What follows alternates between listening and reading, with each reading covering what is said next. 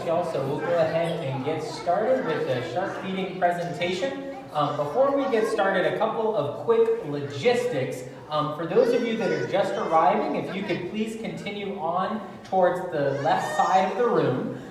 The best seat in the house will be right up here close to the window. However, we do ask if you're anywhere from this mirror to that mirror and that window to that back wall, if you could please be seated on the floor. Or there are bigger fish like the crevalle jack, which is maybe these blue fish here. There's a crevalle jack right there, a big fish that hunts and is very fast. And then if you can attract fish that are this big, then you get into the bigger sharks. Now, as I'm talking to you and giving you a little bit of a play-by-play, you're going to want to keep your eyes towards the left platform and also towards the right. That is where the sharks will be offered food. So these shipwrecks provide a wonderful habitat for the fish that live off the coast of North Carolina. But it was not always a good thing when the ship first went down.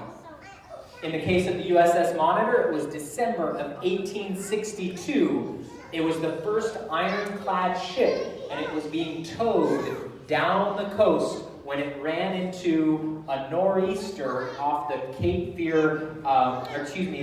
Hatteras Diamond Shoals, and it sunk to the bottom. And many people have lost their lives in these shipwrecks, and that's a sad thing. But in the end, there is a bit of a happy ending because of this wonderful habitat that it provides. Now, as far as sharks go, I told some of you this already. I guess it's 3, 2, I guess it's 5, 3, 2, 1, 6, 2. All right. The correct answer to that question is, well, if you said 1, that would be about how much they eat in the ocean, and probably less than that. They might go a month on a single meal. A shark like that, sand tiger. And here we offer them food 3 times a week. And we do that because at the aquarium, we're not setting up a food chain in here. Our job is to make sure that the sandbar sharks, which are the kind of smaller, sleeker sharks, will be offered food off to the right there. And then we do have this one nurse shark right there. And it looks like, oh, the nurse shark is eating as we speak. They suck their food up like a vacuum cleaner from the bottom. But in general, with the big predators in this building, we offer them food through what's known as target feeding. And the food will be attached to the end of a long pole, and then the food will be attached to the end of a long pole, and then the sharks will come up and eat in their specific area. We do this because it helps to, number 1, keep track of who's eating and who's not. Number 2, this is going to be a, let's see what happens. So that was not what we want to happen.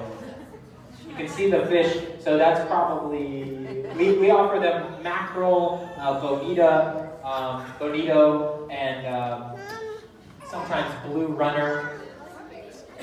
And that, the other sharks are, oh, they're going to let it flow all the way to the bottom there.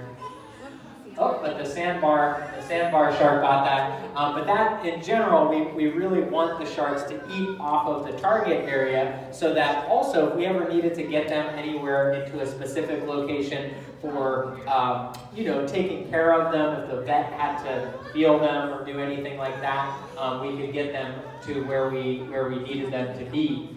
So, a lot of times sharks get a bad rap. Shark bites always make the news because it's guaranteed clicks on the website, but in reality, it is you're afraid of sharks, you're crazy, because in all seriousness, be careful. Way more people are injured in car wrecks every day than by sharks.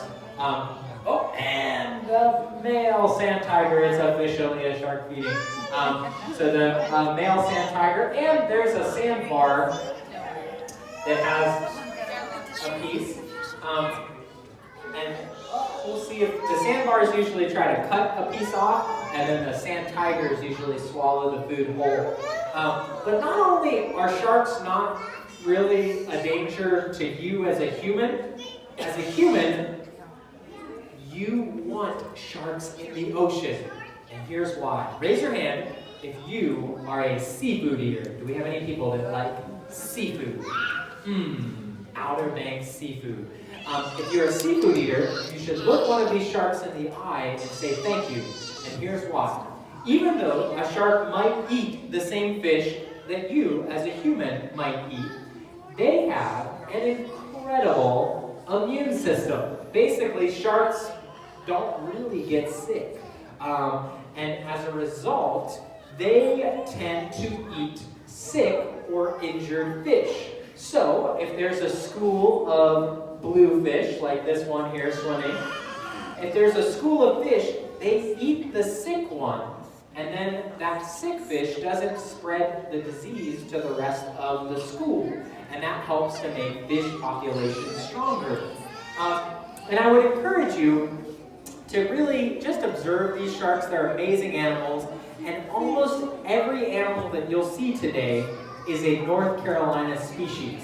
We have a rich diversity of animals. And I would encourage you and your family to join us in taking the first steps towards eliminating single-use plastics from our oceans. We've taken the first steps, and we've partnered with 21 aquariums throughout the country to help address the problem of 9 million pounds of plastic that makes its way into our waterways every year. And you can help us in taking these first steps by